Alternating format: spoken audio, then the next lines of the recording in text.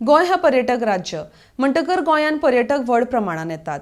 चडशा पर्यटकांक रातच्या पार्ट्याचो आनंद घेवपाचो असता. पूण अशा वेळार आयोजकांनी पार्ट्यांचे आयोजन करतना हेरांक आवाज प्रदूषणाचो त्रास जावचो न्हय हाची दखल घेवपाक जाय अशें शिवोलीची आमदार डिलायला लोबोन म्हळां.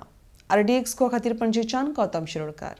आनी इश्ट कोता की अंजुना त्या सायडीक खुबशे कंप्लेंट्स येता रिगार्डिंग लेट नायट पार्टीज तुमचे कडेन कितें येयलें?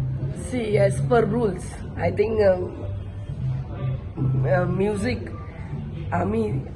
Goa is a tourism state. When all those discos or whatever are there, amche panchayat has to be very, first of all, strict. And this pollution control board also has to be strict. Where there is, where you feel loud music where they'll play loud music, तांकां पयलेच सांगूंक जाय कावर कर म्हण तुजे जागे, so that the neighbors don't get disturbed.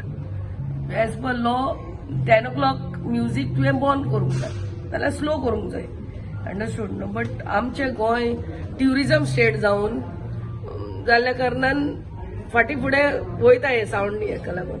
But pollution control board and the panchayat together, they have to see where these restaurants are putting loud music. Tenka सांगूंक जाय कित्याक you cannot टुरिस्टांचो 9 o'clock जाले म्हणटकूच त्यांचो दीस चालू जाता म्हणटा पळय ते, then they move out to enjoy the beach life and to sit in some shack and relax and have a drink or have their dinner.